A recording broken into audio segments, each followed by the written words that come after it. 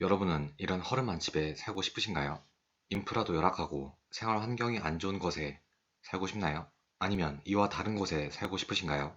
한강 뷰가 펼쳐져 있고 넓고 깔끔한 집, 이런 조망을 매일 볼 수 있는 집, 액자가 따로 필요 없는 집, 집 주변에 공원이 있는 집, 어떤 집을 살고 싶냐고 물었을 때 답은 누구라도 똑같을 것입니다. 하지만 저러한 최상급 집들은 누구에게나 허락되는 공간이 아닙니다. 상위 1% 안에 들어가야 들어갈 수 있는 집들이죠. 편견에 사로잡혀 남들과 똑같이 살고 싶으신가요? 아니면 편견을 떨쳐내고 남들과 다르게 살고 싶으신가요? 이번 영상을 통해 편견을 떨쳐내는 것에 대한 인사이트를 얻어가시기 바랍니다.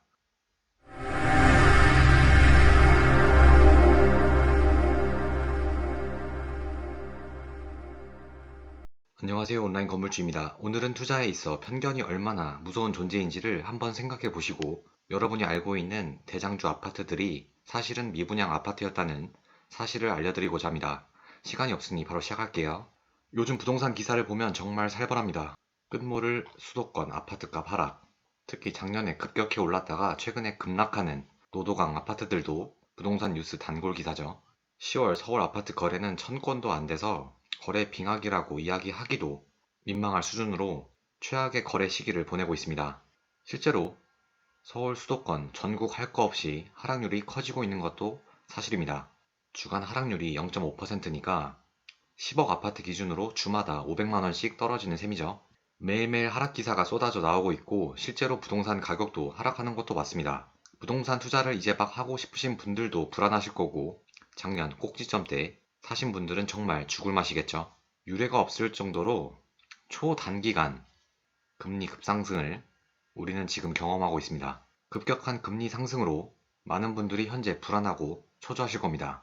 여기에 미분양 기사도 계속 나오고 있죠. 어찌되었든 이런 기사들만 보다 보면 말도 안 나올 것입니다. 그런데 잠깐만요. 현재 각 지역의 대장주라 불리는 최상급 아파트, 이 아파트들도 원래는 미분양 아파트였다는 것을 아는 사람은 많지 않습니다. 뭐 부동산 관심이 많으신 분들은 알고 계시겠죠? 첫 번째, 서초구부터 볼게요. 부동산에 관심 있으신 분들이라면 모르는 사람이 없는 대한민국에서 어떻게 보면 가장 유명한 아파트죠. 서울 서초구 반포동에 위치한 아크로 리버파크입니다. 한강 공원하고도 인접하고 있고 뷰도 끝내주는 아파트입니다. 이 아파트를 모르는 사람은 거의 없습니다. 말 그대로 최상급 넘버원 아파트 중에 하나죠. 하지만 이 아파트도 원래는 미분양이었습니다. 2014년도 아크로 리버파크 분양 관련 기사를 가져왔는데요. 청약 경쟁률은 19대 1인데 왜 미분양이냐 하시겠죠? 지금 기준으로 보면 2013년이겠죠.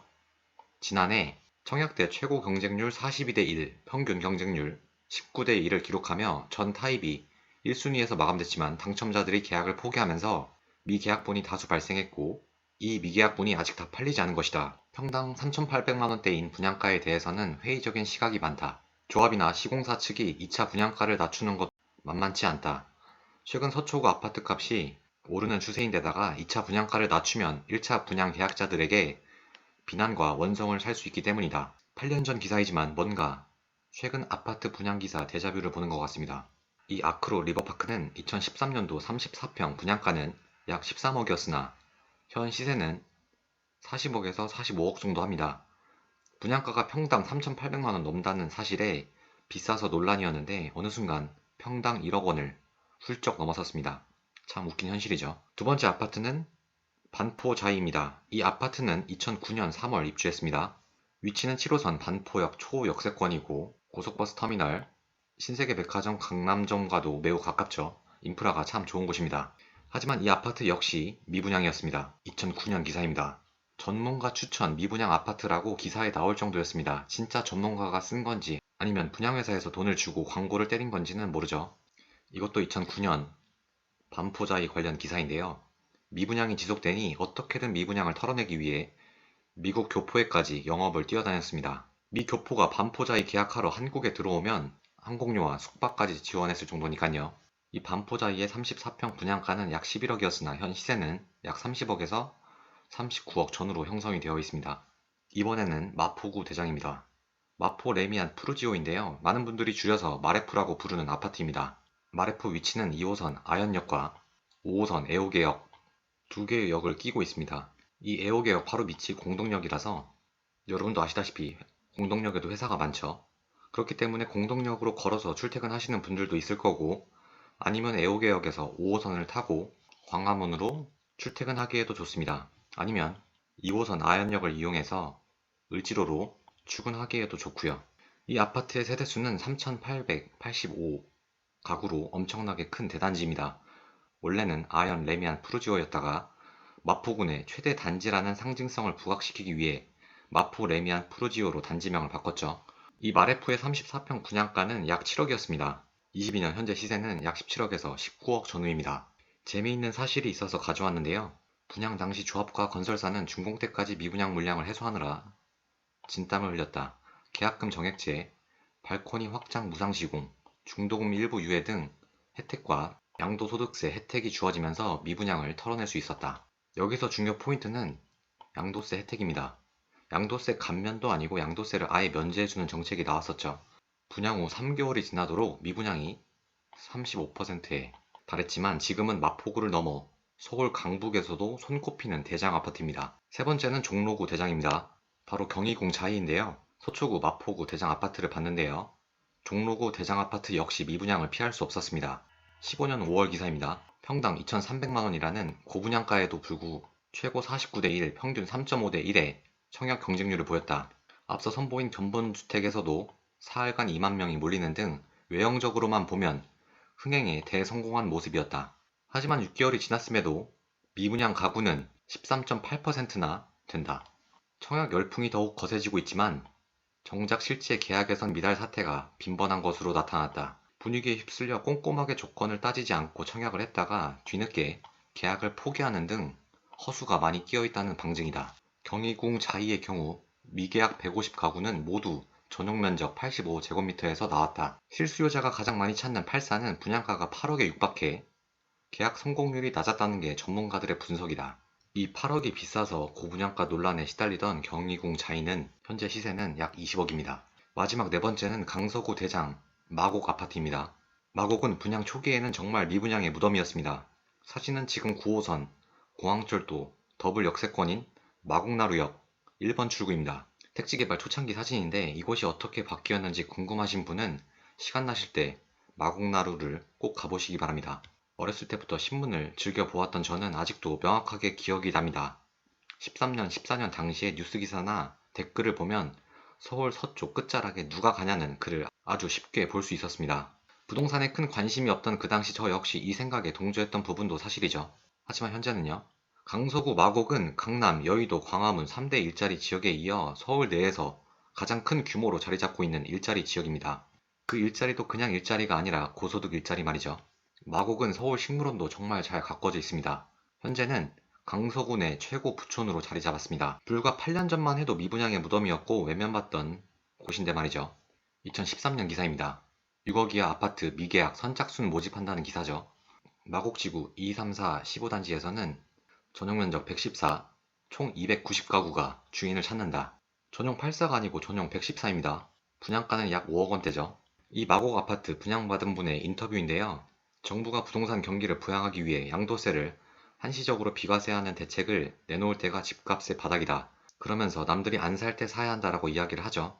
당시에도 일부 전문가들이 일본식 부동산 폭락이 온다며 공포 분위기를 조성하는 바람에 부동산 경기는 악화 일로를 걸었다. 중간에 말씀드린 양도세, 비과세 특례에 대해서 조금 자세히 설명을 드릴게요. 여러 대책에도 부동산 시장이 살아날 기미를 보이지 않자 정부는 2013년 4월 1일 양도소득세 감면 카드를 꺼내 들었다. 2013년 4월 1일부터 12월 31일까지 신축 주택, 미분양 주택, 1세대 1주택자가 소유한 주택을 취득하는 경우 취득 후 5년간 발생한 양도 차익에 대한 양도소득세를 100% 감면해 준다는 내용이었다. 하지만 양도소득세 100%를 모든 주택에 해서는 또 안 되겠죠. 대상 주택은 실거래가가 6억 원 또는 전용면적 85제곱미터 이하의 아파트 및 오피스텔이 대상이었다. 이런 양도세, 특례 조항이 역사적으로 있었다는 사실을 많은 분들이 알지는 못할 것입니다. 하지만 부동산 경기가 침체되면 정부가 이러한 카드를 앞으로도 쓸 수도 있다는 사실을 부동산 투자하시는 분이라면 많은 도움이 될 것입니다. 보통 정책은 예전 거 재탕해서 쓰는 경우도 많거든요. 어찌되었든 엠벨리 6단지 전용 8사를 4억 원에 분양받은 A씨는 지난달 말 9억 9천만 원에 아파트를 팔았다. 세금을 물지 않아 6억 원 가까운 돈을 챙겼다. 긴가민가 하면서 사들였던 아파트가 효자 노릇을 톡톡히 한 것이다. 단지가 좀 많아 일부 차이가 있을 수 있으나 마곡에 있는 엠벨리 7단지 기준 분양가는 약 5억이나 현재는 약 17억입니다. 지금까지 보여드린 아파트들이 문재인 정권 때만 올랐다라고 생각하시는 분도 계시겠지만 이 아파트들을 잘 보시면 박근혜 정부 때와도 입주 시기가 겹칩니다. 이 박근혜 정부 때에도 위에 언급한 아파트들은 미분양을 털어내고 실제로도 가격이 많이 올랐고요. 이러한 사례들을 보고도 미분양 아파트에 대한 안 좋은 인식 또는 편견을 계속 유지하실 건가요?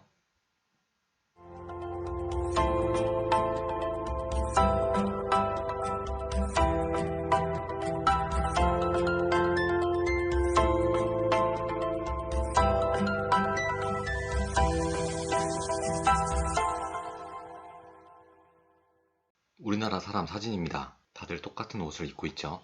이것도 우리나라 사람 사진이고요. 이것 역시 우리나라 사람 사진입니다. 이 사진은 10년 전 사진이고요.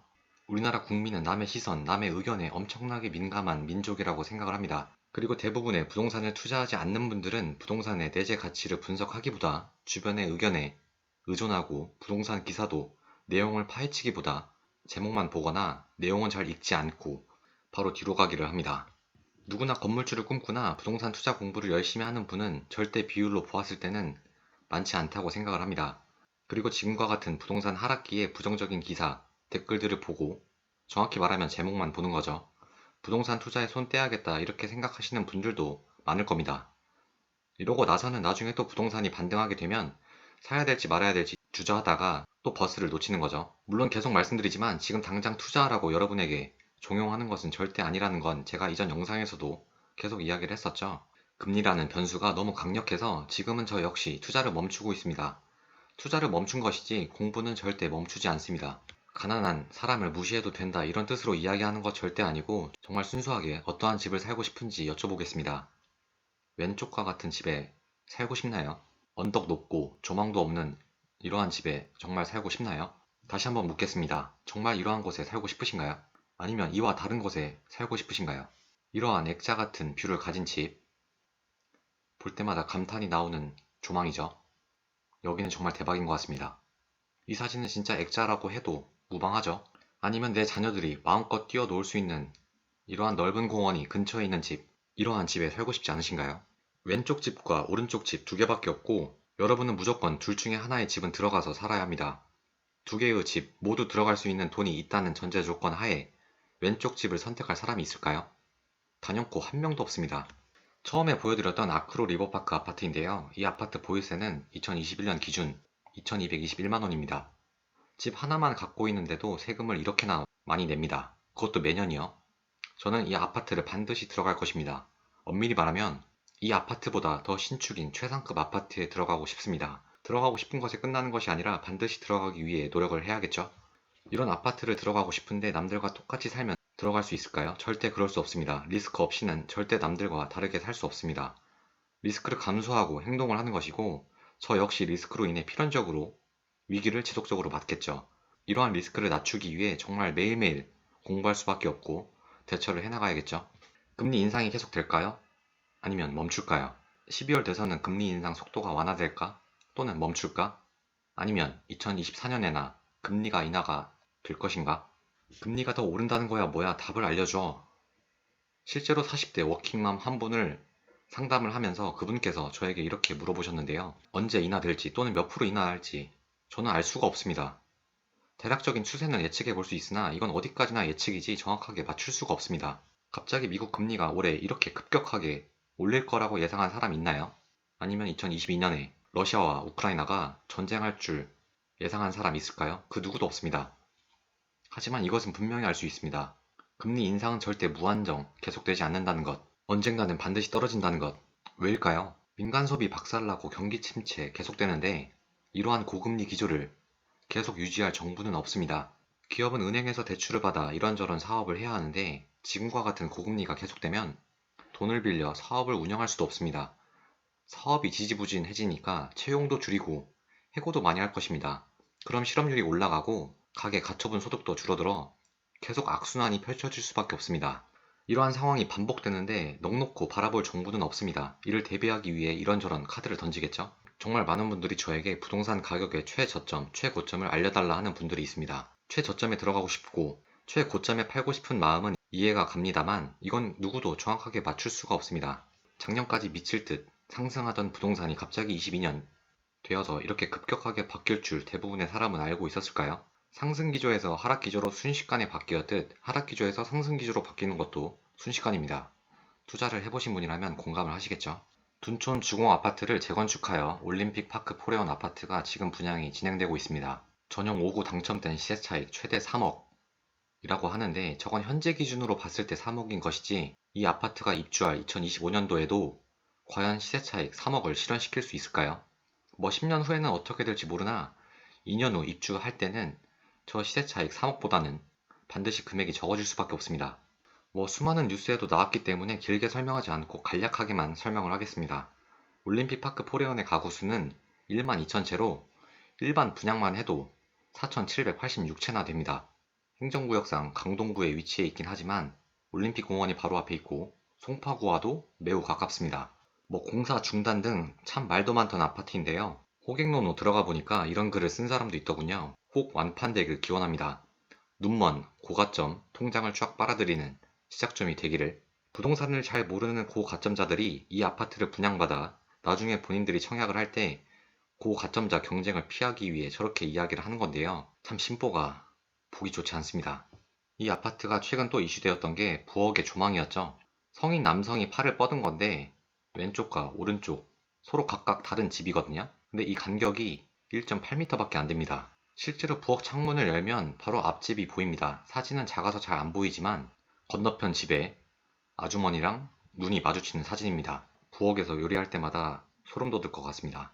이 올림픽 파크 포레온을 볼 때마다 2018년에 입주한 송파 헬리오시티가 떠오르는데요. 이 헬리오시티 역시 약 1만 세대로 초거대 규모 단지입니다. 부동산 상승기인 2018년도에도 입주와 동시에 몇 억씩 가격이 떨어졌습니다.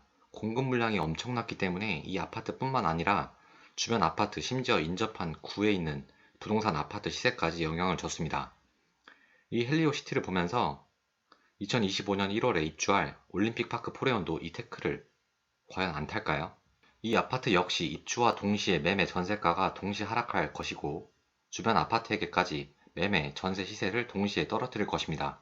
이렇게 초대박 규모로 물량이 나오게 되면 부동산 시세는 출렁일 수밖에 없습니다. 여기가 둔촌주공이고요. 여기가 헬리오시티입니다. 이 둔촌주공, 즉 올림픽 파크 포레온이 2025년 1월달에 입주를 하게 되면 강동구, 송파구, 전역에 영향을 미치겠죠. 더 확대하면 위례나 하남에게까지 영향을 미치겠죠. 올림픽 파크 포레온이 입주하는 순간 이 권역 전체가 부동산 시세에 영향을 받을 것입니다. 이 올림픽 파크 포레온은 전용 5구만 12억을 안 넘기 때문에 중도금 대출을 받을 수 있지만 지금과 같은 고금리에 분양을 받으려는 사람은 많지 않겠죠. 시기가 너무 좋지 않습니다. 전용 8사는 12억도 넘어서 중도금 대출도 나오지 않아 전액 현금으로 준비를 해야 합니다. 제가 생각했을 때 이 아파트는 거의 미분양이 좀 확실시 돼 보입니다. 뭐 특정 타입의 경쟁률이 5대1이 이렇게 나온다고 해도 나중에 계약 해지하려는 사람들도 분명히 많이 나오겠죠. 어찌되었든 분양받았다가 계약 해지해도 미분양 되는 거죠. 이 아파트 역시 고분양가 논란이 있지만 몇 년 뒤 시세가 어떻게 될지 모릅니다. 제가 앞서 보여드렸던 7, 8년 전 미분양이었으나 지금은 대장주로 등극한 아파트들도 고분양가 논란이 항상 따라다녔죠. 만약 제가 송파 쪽을 투자한다면 이 올림픽 파크 포레온보다는 최근에 급락한 주변 아파트들을 투자할 것 같습니다. 왜냐하면 굳이 매수하려는 가격이 정해져 있는, 즉 매수가가 정해져 있는 신축 아파트 매물보다 입지는 좋으나 최근에 더 급락하는 아파트들을 찾을 것 같습니다. 그래야 남들보다 더 저렴하게 살 수 있잖아요. 저렴하게 사면 어찌되었든 안전마진을 확보하는 것도 크고요. 그리고 투자 시기도 송파 쪽이라면 2025년 이후에나 할 것 같습니다. 아까도 말했지만 올림픽 파크 포레온 역시 입주와 동시에 주변 아파트 모든 시세가 하락할 것으로 예상하기 때문이죠. 제가 오늘 미분양 아파트였지만 지금은 대장주로 등극한 아파트들을 보여드렸는데 이 아파트들을 보면서 아무 미분양이나 투자하라는 것은 절대 아닙니다. 미분양 중에서도 옥석을 반드시 가려야 하고 이 옥석이 나중에 여러분들에게 더 큰 투자 수익률을 가져다 주겠죠. 오늘 영상은 미분양에 대한 편견을 없애고 리스크 감소 없이 큰 수익을 절대 얻을 수 없다는 사실입니다. 아크로 리버파크, 반포자이, 와포 레미안 푸르지오, 경리궁 차이 계약했다가 계약 파기하신 분들은 지금은 땅을 치고 후회하시겠죠. 물론 미분양 아파트라는 인식 때문에 투자에 있어 분명히 두려움이 있었겠지만 투자를 실천하신 분들은 지금은 수십억을 벌었고요. 여러분들은 이런 후회를 하지 않으셨으면 좋겠습니다. 영화 내부자들에서 나오는 유명한 대사인데요. 저 역시 뭐 대단한 사람도 아니고 대중 중에 한 명이지만 부동산 투자에 있어 주변인들의 검증되지 않은 이야기에 또는 언론의 자극적인 뉴스에 흔들리지 않기를 바랍니다. 영상 마치겠습니다. 감사합니다.